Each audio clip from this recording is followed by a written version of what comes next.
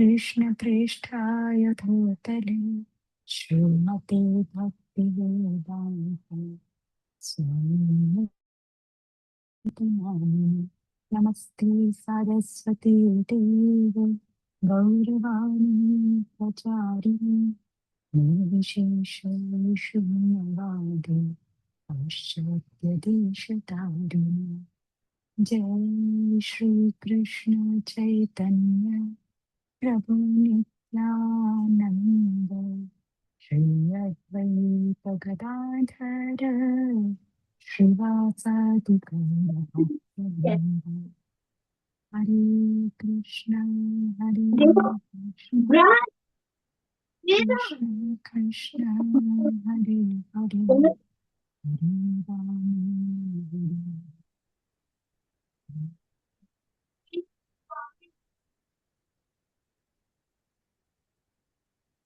हरे कृष्ण।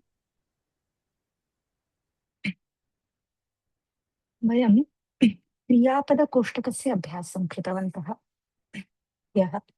अद्य किञ्चित् स्मारणं कृत्वा अग्रे गच्छामः। क्रियापदकोष्टकं कथं वयं षोडशरूपाणि षोडशवाक्यानि कथं वाक्यत्रयं कार्यत्रयमस्ति क्रियापदकोष्टकस्य अभ्यासे कार्यत्रयमस्ति कथं वयं पश्यामः। प्रथममस्ति षोडशरूपाणि। वदति वदन्ति वदामि वदामः वदिष्यति वदिष्यन्ति वदिष्यामि वदिष्यामः वदतु वदन्तु उक्तवान् उक्तवन्तः उक्तवती उक्तवत्यः उक्त्वा वक्तुम् एवं षोडशरूपाणि सन्ति।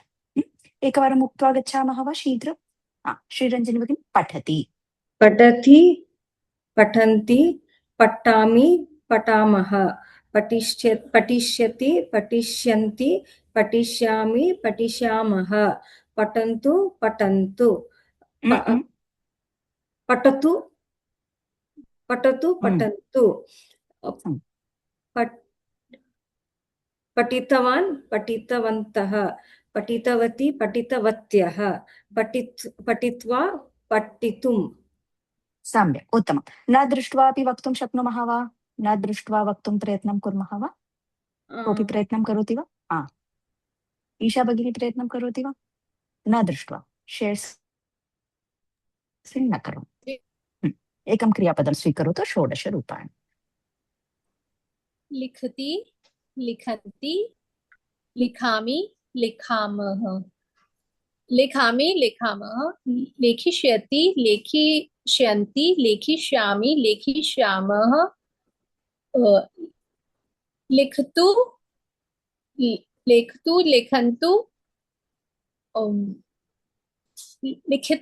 लिखितवान् लिखितवन्तः लिखितवती लिखितवत्यः लेखितुं लिखित्वा लेखितुम्।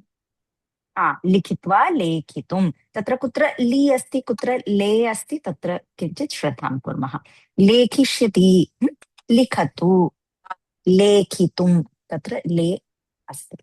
सम्यक्। एवं न दृष्ट्वा षोडशरूपाणि वक्तुं प्रयत्नं कुर्मः।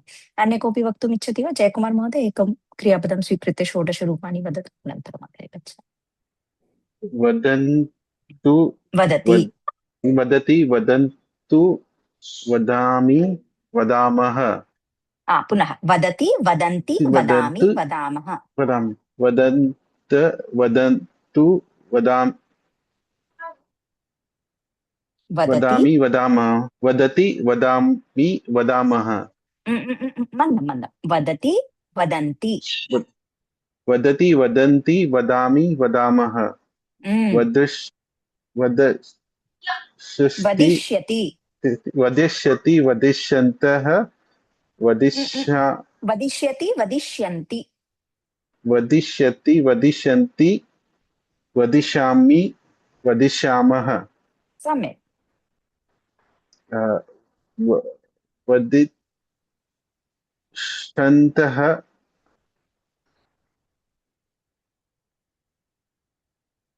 वदतु वदन्तु उक्तवान्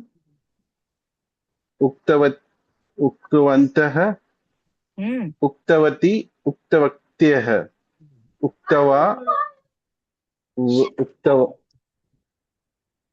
वक्तुं वक्तुम् एवं षोडश वक्तुं रूपाणि सन्ति सम्यक् उत्तमम् एवं प्रतिदिनं किं कुर्मः क्रियापदकोष्टकमस्ति प्रिण्ट् औट् स्वीकुर्मः पुरतः स्थापयामः दश दश क्रियापदानि प्रतिदिनम् अभ्यासं कुर्मः सम्यक् इदानीं षोडश वाक्यानि वदामः वदति उपयुज्य बालकः वदति बालकाः वदन्ति अहं वदामि वयं वदामः बालकः वदिष्यति बालकाः वदिष्यन्ति अहं वदिष्यामि वयं वदिष्यामः भवान् वदतु भवन्तः वदन्तु भवती वदतु भवत्यः वदन्तु बालकः उक्तवान् बालकाः उक्तवन्तः बालिका उक्तवती बालिकाः उक्तवत्यः अन्तिमस्तम्भद्वयं मास्तु इदानीं केवलम् उक्तवत्यः पर्यन्तं वदामः षोडश वाक्यानि ईशा भगिनी पठति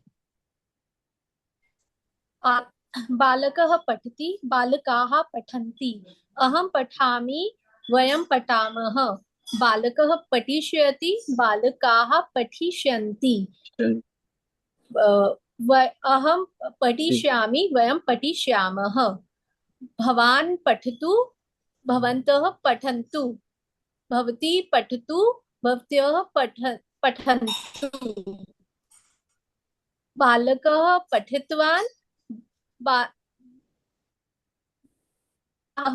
बालिका पठितवती बालिकाः पठितवन्ति पठितवती पठितवत्यः सम्यक् उत्तमं जयकुमार महोदय लिखति वाक्यं जनकः जननी पुत्रः पुत्री परिवर्तनं कृत्वा जनक लिखति जननी लिखति जनकः लिखति जनकाः लिखन्ति जनक लिखति जनकाः लिखन्ति अहं लिखन्ति वयं लिखतः जनक लिखति जनका लिखतः अहं लिखामि वयं लिखामः बालक लिखिष्यति बालकाः लिखिष्यन्ते अहं लिखामि लिखिष्यति अहं लिखिष्यति वयं लिखिष्यत्यः बालक लिखतु बालक लिखतु बालिकाः लिखन्तु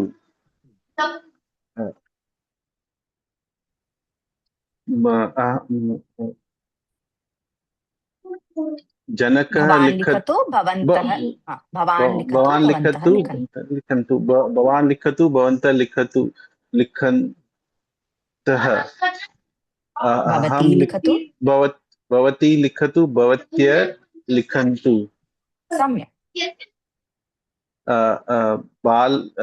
जनक लिखितवान् जनकाः लिखितवत्यः जननी लिखितवती जनन्यः लिखितवत्यः सम्यक् एवं षोडश वाक्यानि प्रथमं कार्यमस्ति षोडश रूपाणि द्वितीयं कार्यं षोडश वाक्यानि श्रीरञ्जनी भगिनी एकं क्रियापदं स्वीकृत्य षोडश वाक्यानि अध्यापकः पाठयति अध्यापकः पाठयति अध्यापकाः पाठयन्ति अहं पाठयामि वयं पाठयामः अध्यापकः पठिष्यति पाठयिष्यति अध्यापकाः पाठयिष्यन्ति अयं पाठिष्यामि वयं पाठिष्यामः भवान् पठन्तु भवत्यः भवान् पाठयतु भवन्तः पाठयन्तु भवन्तः पाठयन्तु भवती पाठयतु भवत्यः पाठयत्यः पाठयन्तु अध्यापकः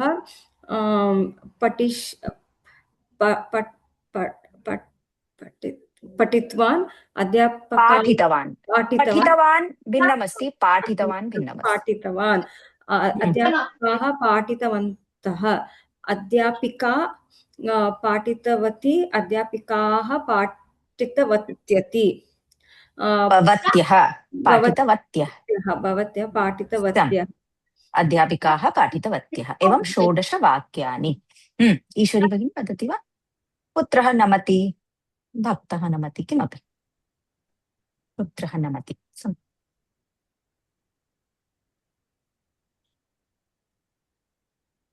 ईश्वरी भगिनी वदति वा Sorry, I was looking for the mute button. Namati. चिन्ता नास्ति भवती स्वीकरोतु यत्किमपि इच्छति बालकः नमति बालकः नमति बालकाः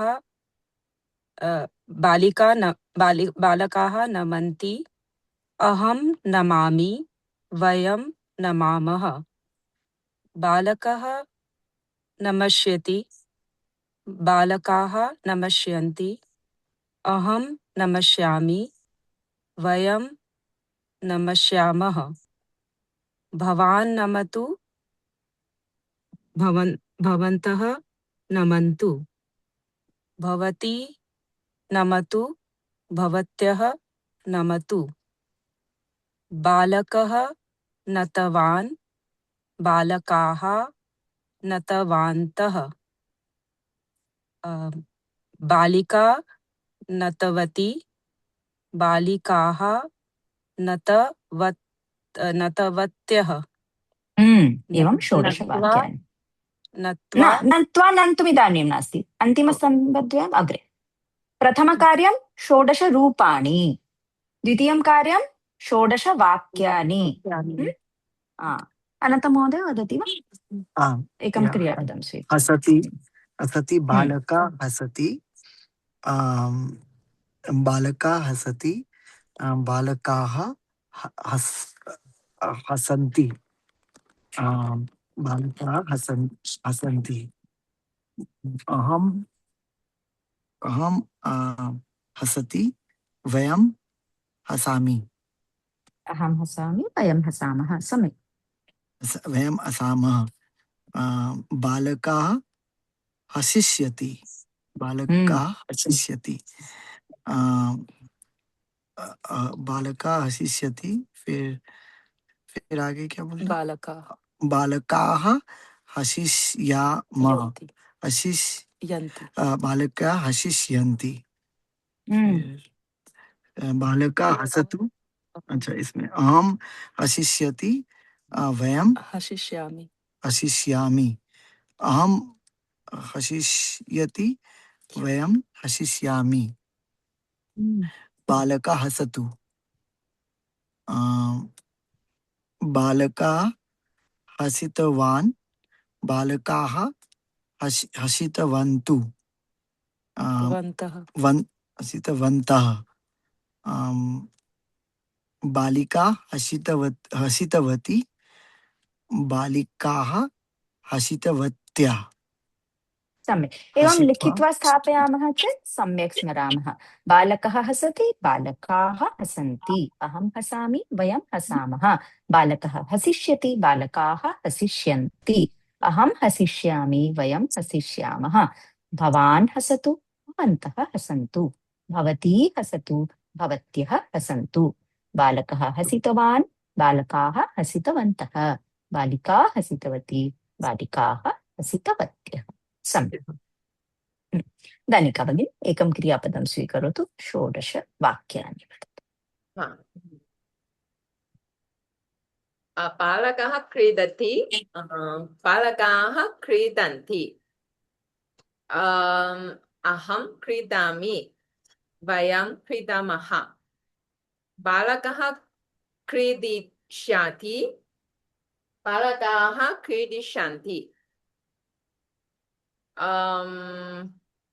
अहं क्रीडिष्यामि वयं क्रीडिष्यामः भवान् क्रीडतु भवन्तः क्रीडन्तु भवती क्रीडतु भवन्त्यः क्रीडन्तु भवती भवत्यः भवन्त्यः न भवत्यः क्रीडन्तु बालकः क्रीडितवान् बालकः क्रीडितवान् बालकाः क्रीडितवन्तः बालिका क्रीडितवती बालिकाः क्रीडितवन्त्यः वत्यः वत्यः सम्यक् एवं षोडश वाक्यानि प्रथमं कार्यं किमस्ति षोडश रूपाणि अनन्तरं षोडश वाक्यानि तृतीयं कार्यं किमस्ति वाक्यत्रयं बालकः वक्तुं गच्छति बालकः वदति बालकः उक्त्वा आगच्छति बालकः पठितुं गच्छति बालकः पठति बालकः पठित्वा आगच्छति एवं वाक्यत्रयं वदामः तानिका भगिनी वदतु वाक्यत्रयम् ओके छात्रा वक्तुं गच्छति छात्रा वदति छात्रा उक्त्वा आगच्छति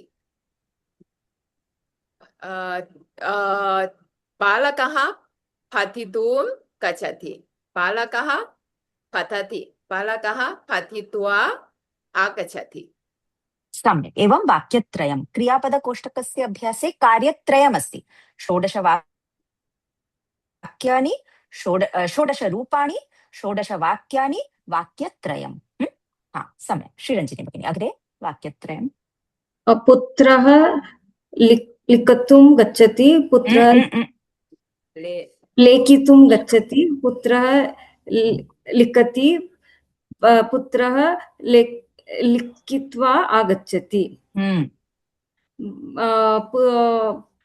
अध्यापकः पाठितुं गच्छति पाठयितुं गच्छति अध्यापकः पाठयति अध्यापकः पाठयितुम् आगच्छति पाठयित्वा आगच्छति सम्यक् एवं अग्रे कः वदति जयकुमार महोदय वाक्यत्रयम् बालक नमति बालक बालकः नन्तुं गच्छति बालक नमतुं गच्छति बालक नमति बालक नत्वा आगच्छति सम्यक् पुनः बालक मिलितुं गच्छति बालक मिलति बालक मिलितुम् मिलित्वा आगच्छति सम्यक् अग्रे पुनः बालक पृष्टुम् आगच्छति बालक पृच्छति बालक पृष्ठा आगच्छति सम्यक् उत्तमम् अग्रे अनन्तमहोदय बालका कथयितुं गच्छति बालका कथयति बालका कथित्वा आगच्छति बालका पातुं गच्छति बालका पिबति बालका पीत्वा आगच्छति सम्यक् ईश्वरी भगिनी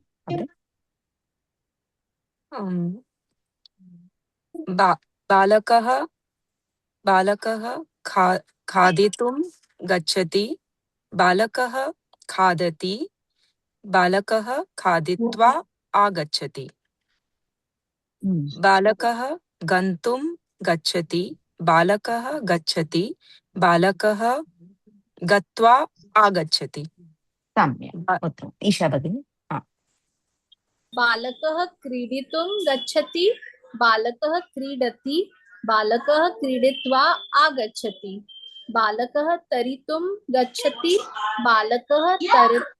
बालकः तीर्त्वा आगच्छति सम्यक् एवमस्ति क्रियापदकोष्टकस्य अभ्यासः ईशा भगिनी प्रथमं कार्यं किमस्ति क्रियापदकोष्टकस्य अभ्यासे प्रथमं कार्यं किमस्ति षोडश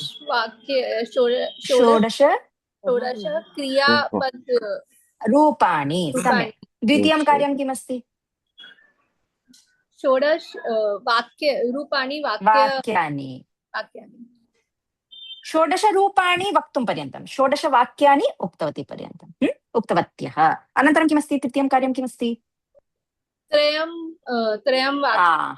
वाक्यत्रयम् सम्यक् एवमस्ति क्रियापदकोष्टकस्य अभ्यासः वयं सम्भाषणवर्गे कार्यत्रयं पठितवन्तः क्रियापदं नामपदं सप्तककाराः क्रियापदस्य अभ्यासं कथं कुर्मः अद्य वयं दृष्टवन्तः सम्पूर्णम् अग्रे सप्तककाराणाम् अभ्यासं वयं कुर्मः किं कुत्र कति कदा कुतः कथं किमर्थम् अनन्तरं नामपदस्य अपि अभ्यासं कुर्मः नामपदस्य वयम् 8 रूपाणि पठितवन्तः तस्य अभ्यासं कुर्मः अग्रे अस्तु इदानीम् अग्रे गच्छामः वयं ह्यः किं किं पठितवन्तः यदा तदा यथा तथा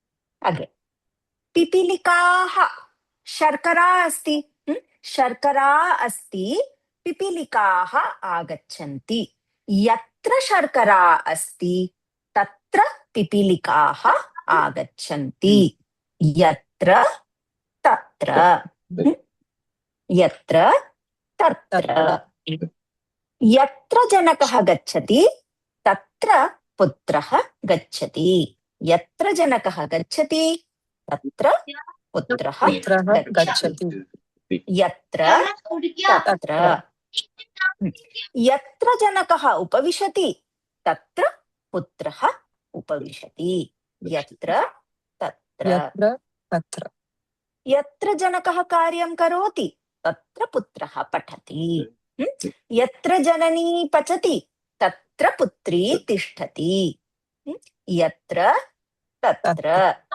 यत्र अध्यापकः अस्ति तत्र छात्राः सन्ति यत्र मन्दिरम् अस्ति तत्र भक्ताः सन्ति यत्र आपणः अस्ति तत्र ग्राहकाः सन्ति यत्र तत्र वाक्यं वदामः जनकः अस्ति पुत्रः अस्ति यत्र जनकः अस्ति तत्र पुत्रः अस्ति यत्र जनकः अस्ति तत्र पुत्रः अस्ति जनकः पठति पुत्रः पठति यत्र जनकः पठति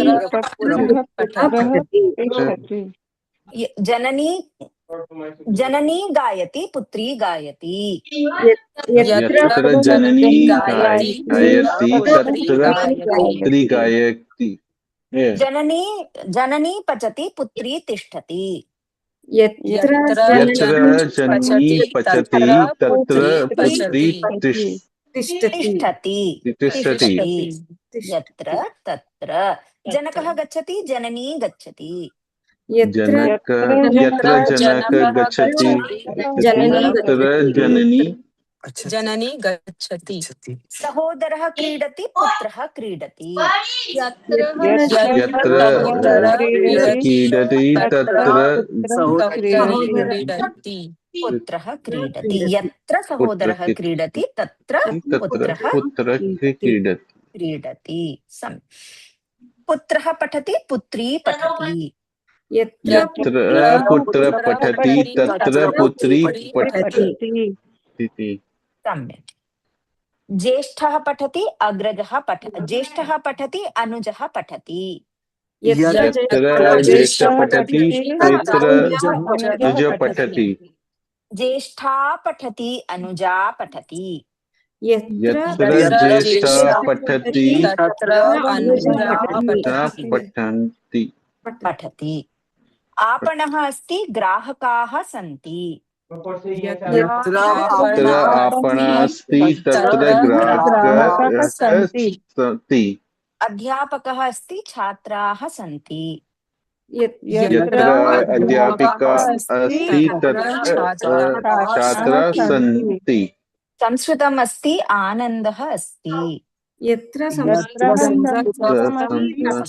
तत्र आनन्दम् अस्ति बालकाः सन्ति कोलाहलः अस्ति यत्र बालकाः अस्ति तत्र कोलाहलः सन्ति यत्र बालकाः सन्ति तत्र कोलाहलः अस्ति यत्र तत्र सम्यक् वाक्यं वदामः ईशा भगिनी यत्र तत्र यत्र वाटिका अस्ति तत्र पुष्पाणि सन्ति उत्तमम् यत्र अध्यापकः अस्ति तत्र छात्राः सन्ति उत्तमं श्रीरञ्जिनी भगिनी यत्र मन्दिरम् अस्ति तत्र तत्र अर्चकः अस्ति देवः अस्ति भक्ताः तत्र सन्ति तत्र भक्ताः सन्ति सम्यक् यत्र जननी पचति तत्र पुत्री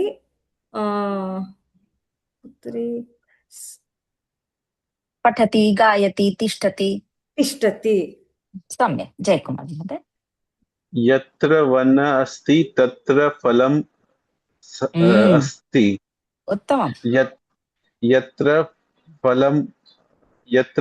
फलम् अस्ति तत्र बालकाः सन्ति बालकाः सन्ति उत्तमम् ईश्वरी भगिनी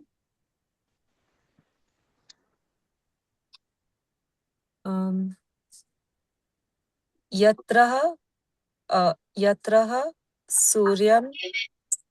सूर्यः अस्ति तत्र प्रकाशः सन्ति उत्तमं यत्र सूर्यः अस्ति तत्र प्रकाशः अस्ति सम्यक् यत्र पुष्पम् अस्ति तत्र सुगन्धः अस्ति सुगन्धः यत्र वनः अस्ति तत्र पशु अस्ति सन्ति यत्र वनम् अस्ति तत्र मृगाः सन्ति उत्तमम् सन्ति ओके उत्तमम् अनन्त महोदय यत्र तत्र यत्र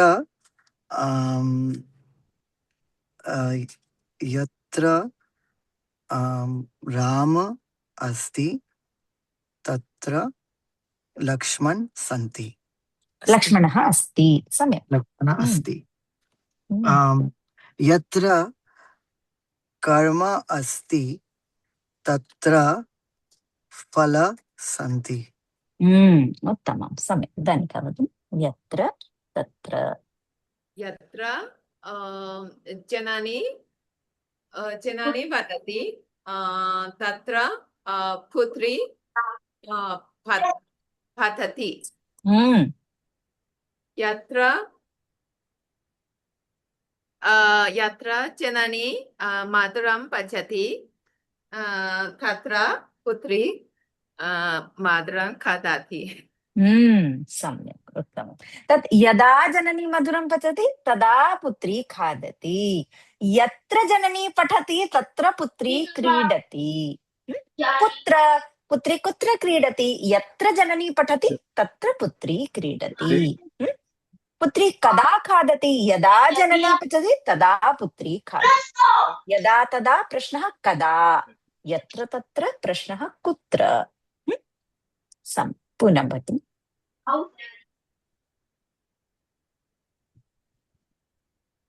यत्र वाटिका अस्ति तत्र पुष्पाणि सन्ति यत्र अध्यापकः अस्ति तत्र छात्राः सन्ति यत्र जनकः अस्ति तत्र पुत्रः अस्ति सम्यक् यत्र तत्र उत्तमम् अस्तु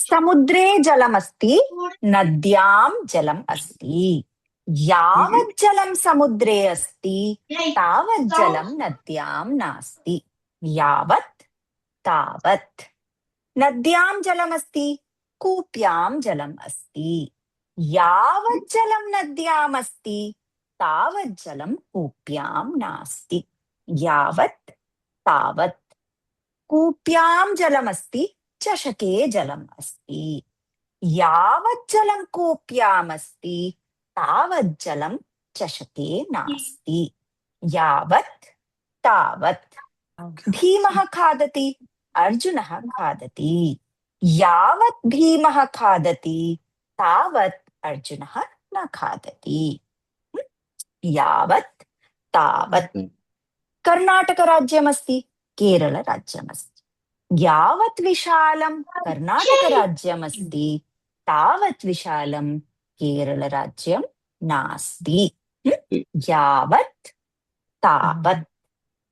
जनकः वदति, जननी वदति। जननी प्रातःकाले वदति, मध्याह्नकाले वदति, सायंकाले वदति, जननी वदति वदति वदति। जनकः न वदति। यावत् जननी वदति तावत् जनकः न वदति।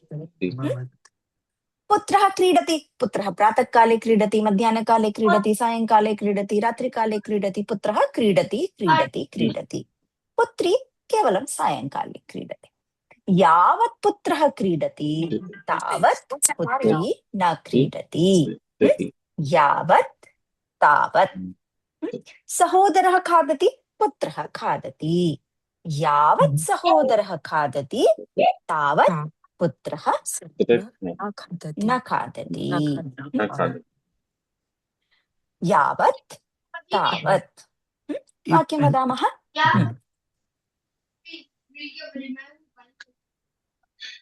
यावत् जनक पिबति तावत् बालक न पिबति। यावत् जनकः, यावत् चायं जनकः पिबति तावत् चायं पितामहः न पिबति, पुत्रः न पिबति। सम्यक्। यावत् तावत्। सहोदरः खादति, पुत्रः खादति। यावत् सहोदरः खादति तावत् पुत्रः न खादति। पुत्रः न खादति। सहोदरः निद्रां करोति, पुत्रः निद्रां करोति। यावत् सहोदरः निद्रां करोति तावत् निद्रां न करोति। पुत्रः पठति, पुत्री पठति। यावत् पुत्रः पठति तावत् पुत्रः न पठति।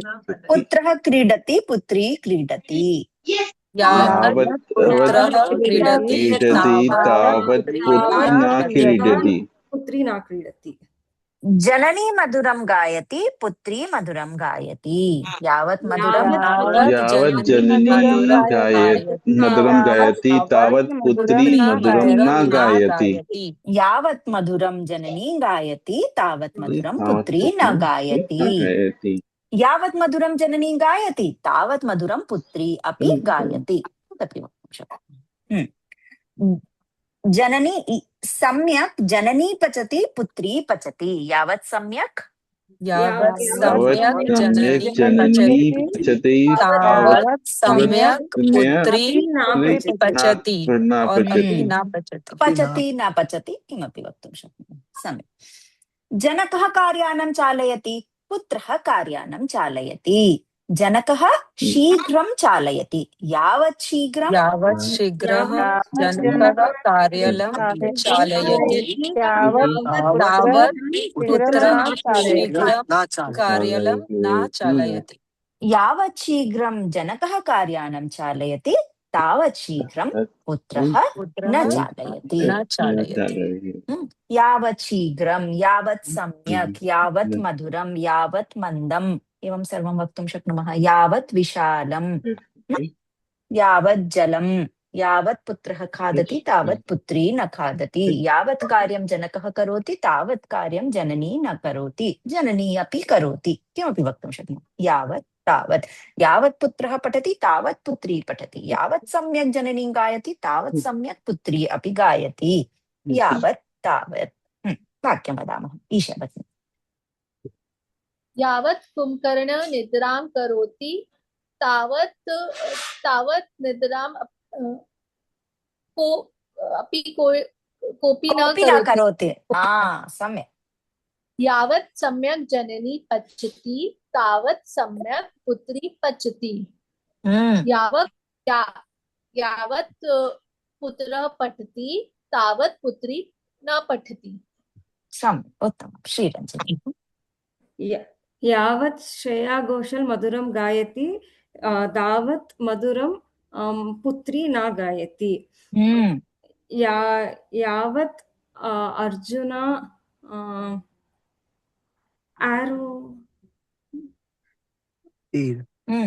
तीर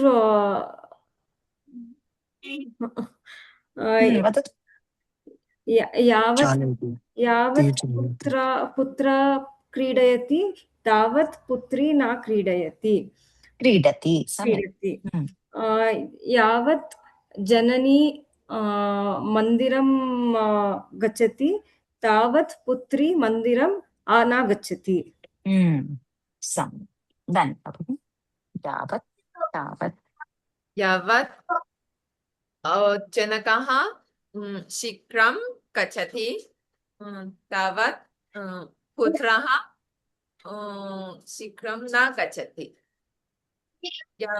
यावत् जननी मातुरं गायति तावत् मातुरं न गच्छति तावत् मधुरं न गायति पुत्री न गायति यावत् मधुरं जननी गायति तावत् मधुरं पुत्री न गायति यावत् शीघ्रं जनकः गच्छति तावत् शीघ्रं पुत्रः न गच्छति सम्यक् इतोपि एकं वाक्यं यावत् सम्यक् जननी पठति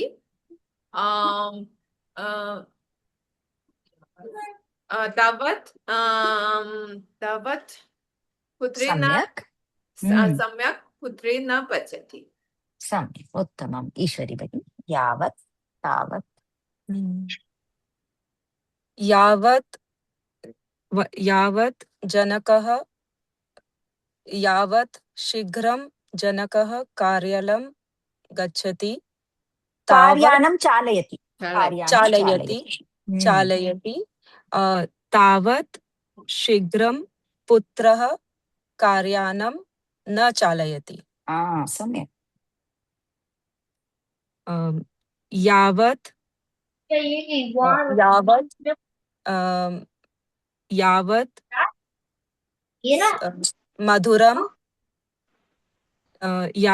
मधुरं जननी गायति तावत् मधुरं पुत्री न गायति अनन्तरं महोदय यावत् जनक रामायण पाठयति तावत् जननी रामायण न पाठयति यावत् पुत्र जप करोति तावत् पुत्री जप न करोति उत्तमं पूर्णं भगिनि माताजी यावत् तावत् यावत् भीम भोजनं करोति तावत् अन्य पाण्डवः न भोजनं करोति सम्यक् यावत् अर्जुनः बाण चालयति तावत् अन्य योद्धा बाण न चालयति सम्यक् जयकुमार वदतु भगिनि यावत् शीघ्रं जनकः चालयति तावत् शीघ्रं पुत्रः पुत्री न चालयति जयकुमार यावत् अध्यापक लिखति तावत् बालकः न लिखति यावत् जनक तरति तावत् बालकः न तरति यावत् बालकः पिबति तावत् जनकः न पिबति उत्तमं यावत् तावत् सम्यक् यावत् अध्यापिका जानाति तावत् सा पाठयति यावत् तावत् अग्रे शिरोवेदना अस्ति जननी औषधं स्वीकरोति शिरोवेदना अस्ति अतः जननी औषधं स्वीकरोति शिरोवेदना अस्ति जननी औषधं न स्वीकरोति यद्यपि शिरोवेदना अस्ति तथापि जननी औषधं न स्वीकरोति यद्यपि तथापि यद्यपि शिरोवेदना अस्ति तथापि जननी औषधं न स्वीकरोति विरामदिनमस्ति जनकः कार्यालयं गच्छति यद्यपि विरामदिनम् अस्ति तथापि जनकः कार्यालयं गच्छति यद्यपि तथापि परीक्षा अस्ति पुत्रः न पठति।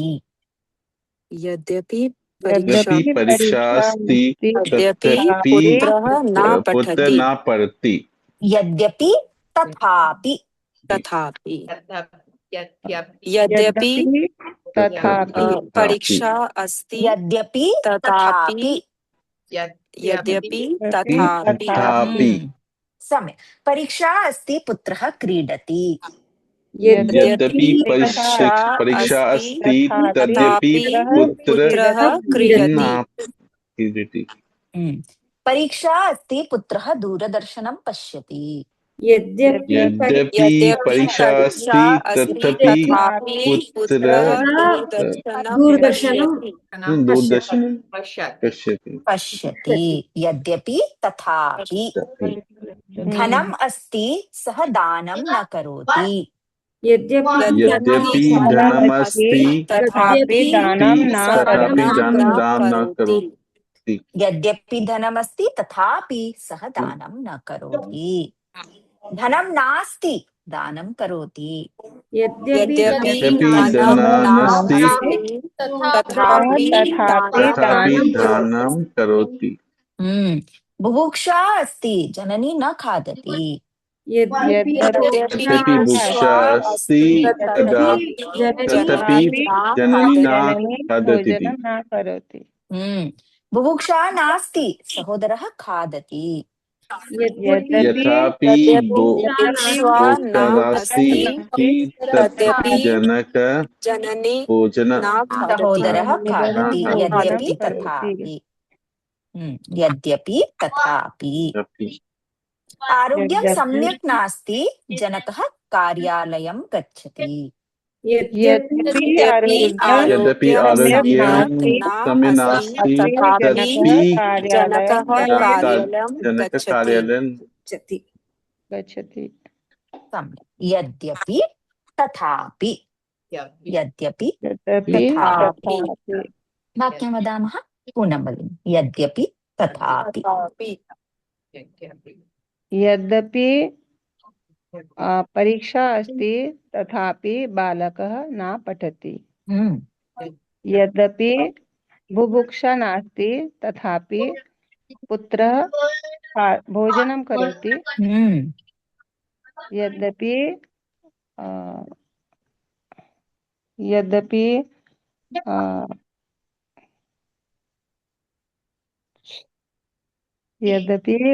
बालकः यद्यपि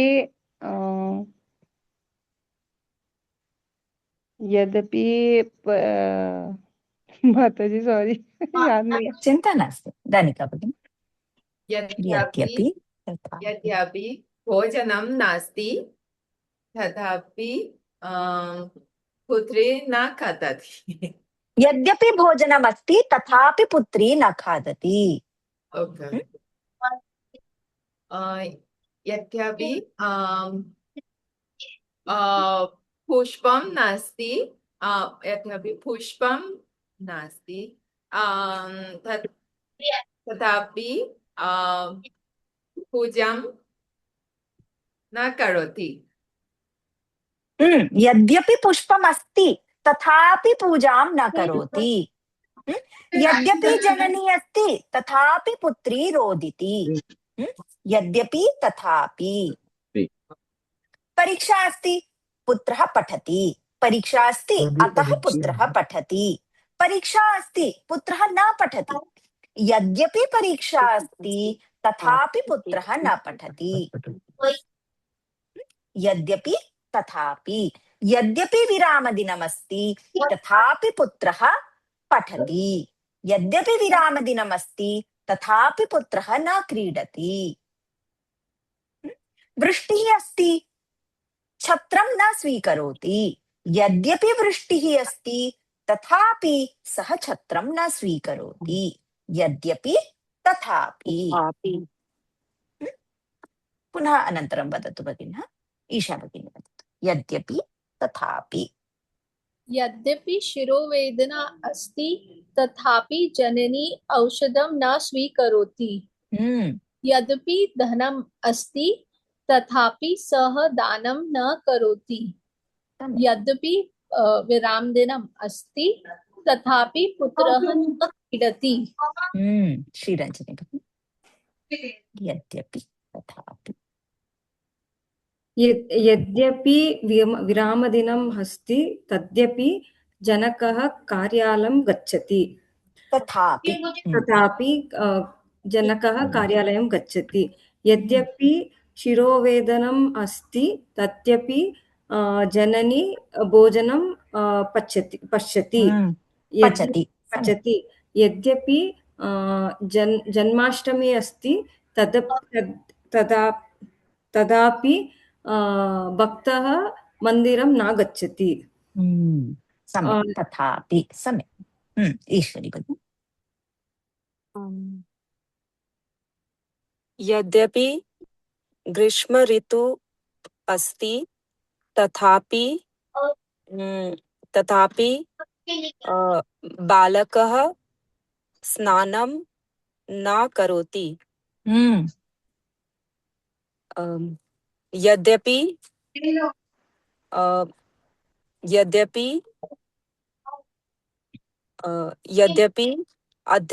अध्यापिकः विद्यालय गच्छति तथापि छात्रः न पठति। सम्यक्। यद्यपि अध्यापकः पाठयति तथापि छात्रः न पठति। सम्यक्। अनन्तरं महोदय। यद्यपि अध्यापिका अस्ति तथापि बालकः न उत्तिष्ठति। यद्यपि जन्माष्टमी अस्ति तथापि जनकः पूजां न करोति। उत्तमं। दानिका भगिनी पुनः एकवारं प्रयत्नं करोतु। यद्यपि जनकः गृहम् अस्ति तथापि पुत्रः न पठति। यद्यपि जनकः गृहे अस्ति तथापि पुत्रः न पठति। सम्यक्। यद्यपि वृक्ष अस्ति तथापि फलं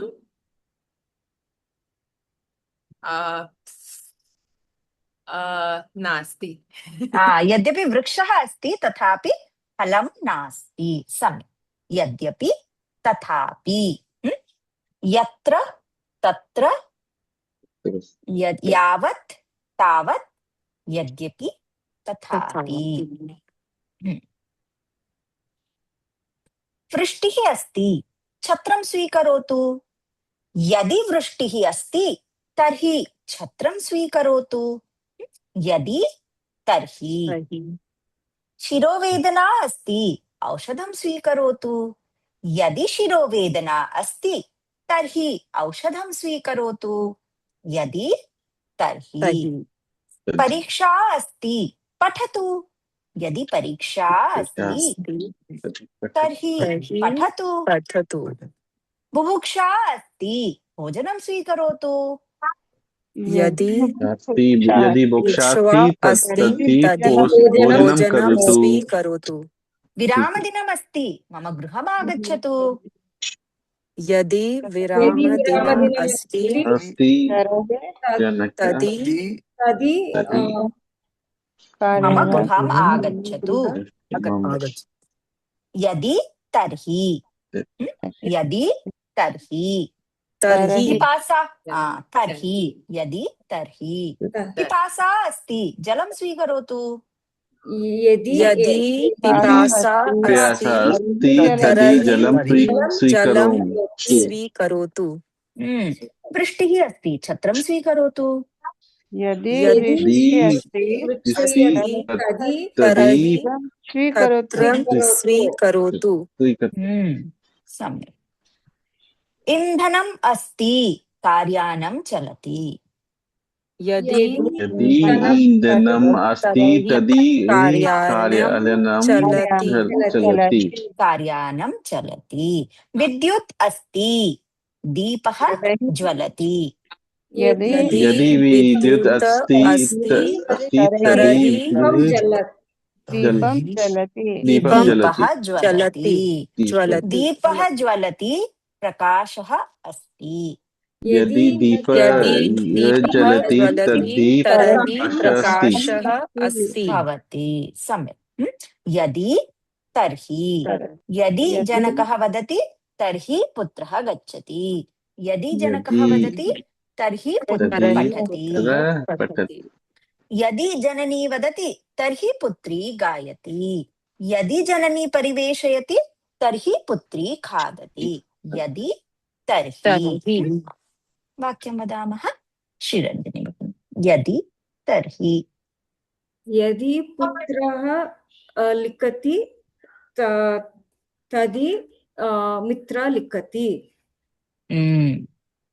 यदि यदि अध्यापिका पाठयति तदि छात्रः लिखति। यदि वृक्षः अस्ति तदि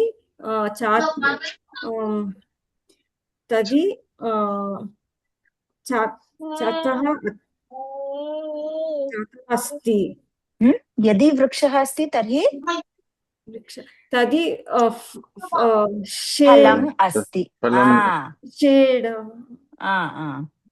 वृष्टिः अस्ति, छाया अस्ति। छाया अस्ति। सम्यक्। यदि तर्हि। सम्यक्। जयकुमार महोदय। यदि जननी पचति तर्हि बालिका खादति। यदि वन अस्ति तर्हि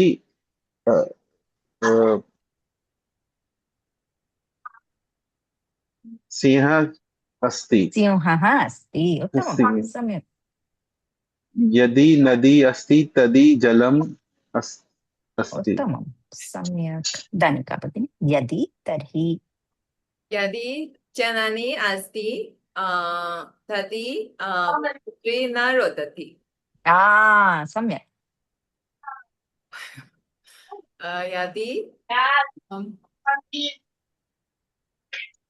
यदि वृक्षः अस्ति तर्हि फलम् अस्ति। यदि वृक्षः अस्ति तर्हि फलम् अस्ति। ईशा भगिनी, यदि तर्हि। यदि शिरोवेदना अस्ति तर्हि औषधं स्वीकरोतु। यदि अस्ति तर्हि काशः अस्ति। यदि जनकः वदति तर्हि पुत्रः लिखति। सम्यक्। पुनः भगिनी, यदि तर्हि। यदि जननी वदति तर्हि पुत्री भोजनं पचति। यदि अध्यापिका वदति तर्हि बालकः पाठयति। सम्यक्। अनन्तरं महोदय, यदि तर्हि। यदि अध्यापिका अस्ति तर्हि बालकः उत्तिष्ठति।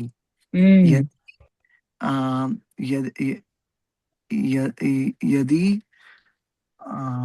वृक्षः अस्ति तर्हि तले फलम् अस्ति। तर्हि फलम् अस्ति। ईश्वरी भगिनी,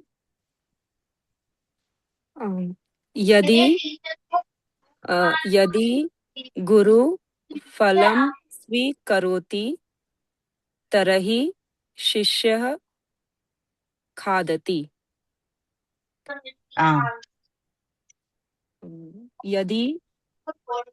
यदि जनकः कार्यानं चालयति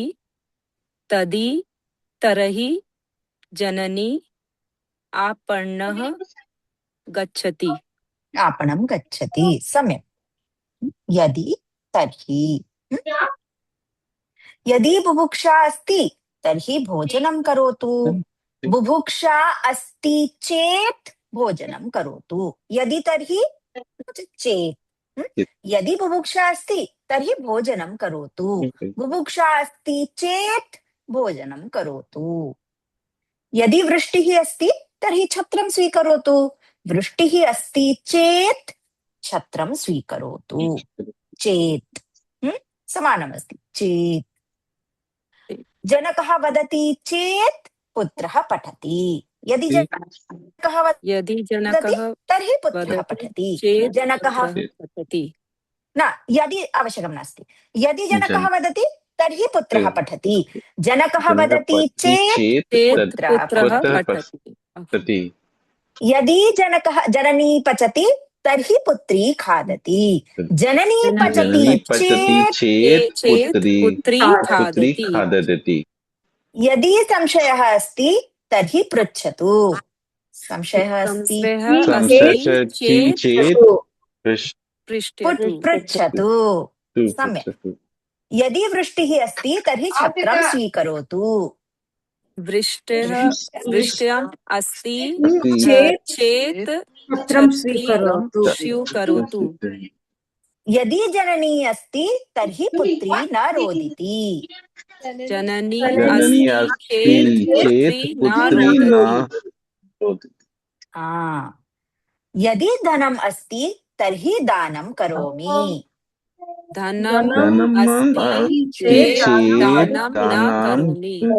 दानं करोमि, धनमस्ति चेत् दानं करोमि। सम्यक् वाक्यं वदामः परिवर्तनं कृत्वा। यदि तर्हि वाक्यम् उक्त्वा चेत् इति परिवर्तनं कृत्वा वदामः। श्रीरञ्जी वदतु। लेखनी अस्ति चेत् पुत्री लिखति, जननी मधुरं पचति चेत् पुत्री खादति, अध्यापिकः अस्ति चेत् छात्रः लिखति। सम्यक्, दानिका भगिनी। चेत्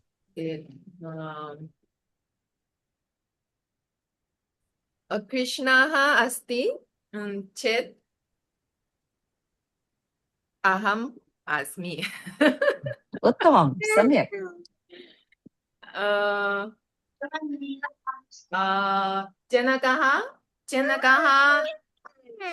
जनकः अस्ति चेत् पुत्रः क्रीडति।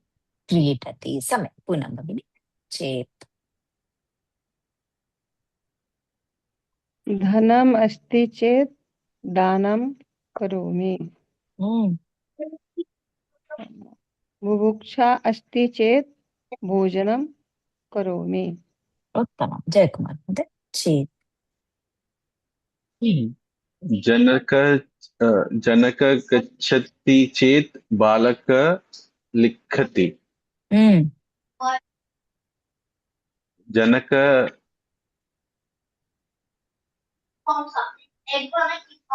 जनक खादति चेत् बालक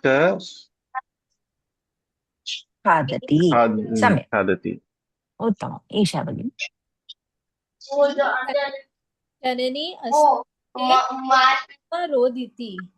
पुनः जननी अस्ति चेत् पुत्री न रोदिति। आरोग्यं न सम्यक् चेत् औषधं स्वीकरोतु। जनकः अस्ति चेत् पुत्रः पठति। सम्यक्, उत्तमम्। ईश्वरी भगिनी।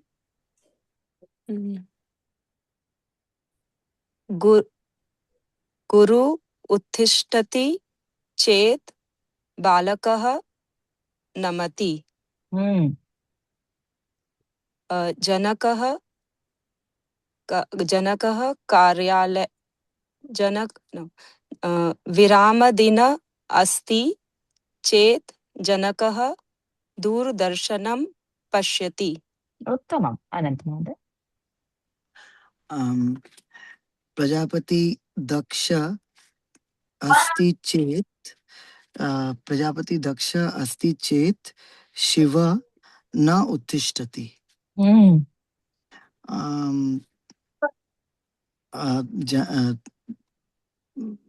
अध्यापिका अस्ति चेत् बालिका लिखति। सम्यक्। यदि तर्हि चेत्। धनम् अस्ति चेत् दानं करोमि, धनं नास्ति न करोमि। धनम् अस्ति चेत् दानं करोमि, नो चेत् न करोमि। नो चेत्, चेत् नो चेत्। No check. अध्यापकः अस्ति चेत् छात्रः पठति, अध्यापकः नास्ति छात्रः न पठति। अध्यापकः अस्ति चेत् छात्रः पठति, नो चेत् न पठति। चेत् नो No चेत्। check. संशयः अस्ति पृच्छतु, संशयः नास्ति चिन्ता मास्तु। संशयः अस्ति चेत् पृच्छतु, नो चेत् न पृच्छतु, उत्तरं वदतु, चिन्ता मास्तु किमपि। वृष्टिः अस्ति चेत् छत्रं स्वीकरोतु, नो चेत् न स्वीकरोतु। बुभुक्षा अस्ति चेत् भोजनं करोतु, नो चेत् पठतु। परीक्षा अस्ति चेत् पठतु, नो चेत् क्रीडतु। नो चेत् न पठतु, क्रीडतु। चेत् नो चेत्। वदामः, वाक्यं वदामः, सरलमस्ति। जयकुमार महोदय वदतु। चेत् नो चेत्। जननी पचति चेत् पुत्री खादति, नो चेत् न खादति। बालक अंकनी अस्ति चेत् बालक लिखति, न अंकनी नो चेत् नो चेत् न लिखति। सम्यक्, सम्यक्। चषक अस्ति चेत् बालक पिबति, नो चेत् न पिबति। सम्यक्। उपनेत्रम् अस्ति चेत् मातामही रामायणं पठति, नो चेत् न पठति। सम्यक्, उत्तमम्। ईशा भगिनी, चेत् नो चेत्। वृष्टिः अस्ति चेत् छत्रं स्वीकरोतु, नो चेत् न स्वीकरोतु। आरोग्यं न सम्यक् चेत् औषधं स्वीकरोतु, नो चेत् न स्वीकरोतु। विरामदिनम् अस्ति चेत् क्रीडतु, नो चेत् न क्रीडतु। आगच्छति छात्राः उत्तिष्ठन्ति, नो चेत् न उत्तिष्ठन्ति। उत्तमं। श्रीरञ्जनी, परीक्षा अस्ति चेत् बालकः पठति, नो चेत् बालकः न पठति। वनम् अस्ति चेत् फलं स्वीकरोतु, न चेत् न स्वीकरोतु। वनम् अस्ति चेत् किं? बुभुक्षा अस्ति चेत् फलं स्वीकरोतु, बुभुक्षा न चेत् न स्वीकरोतु। कार्यानम् अस्ति चेत् जनकः कार्यालयं गच्छति, न चेत् न गच्छति। सम्यक्। फलम् अस्ति चेत् फलरसं ददातु, नो चेत् चायं करोतु। सम्यक्। पूनम भगिनी अस्ति वा? पूनम भगिनी अस्ति चेत् वाक्यं वदतु। बुभुक्षा अस्ति चेत् भोजनं करोमि, नो चेत् भोजनं न करोमि।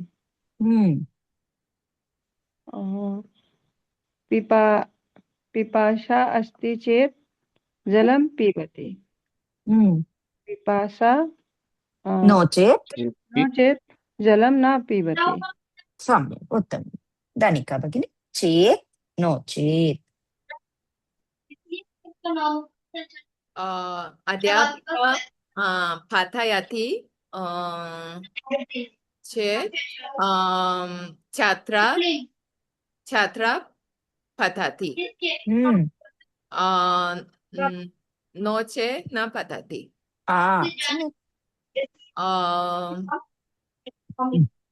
जननी जनानी भोजनं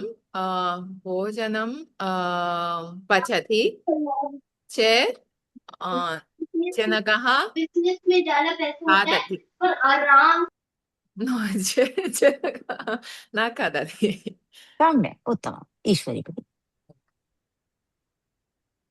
ग्रीष्म ऋतु अस्ति चेत् बालकः तरति नो चेत् न तरति क्रीडाङ्गना अस्ति पुत्रः धावति चेत् पुत्रः धावति नो चेत् न धावति सम्यक् क्रीडाङ्गणमस्ति चेत् पुत्रः धावति नो चेत् न धावति क्रीडाङ्गणमस्ति चेत् पुत्रः क्रीडति नो चेत् न क्रीडति न क्रीडति। मित्रमस्ति चेत् पुत्रः क्रीडति नो चेत् न सम्यक् अनन्तरं महोदय अध्यापकः अस्ति चेत्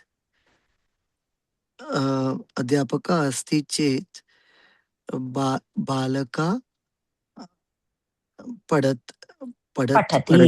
पठति नो चेत् क्रीडति न पठति सम्यक् क्रीडति न पठति सम्यक् अस्ति जननी बालिका जननी पुत्री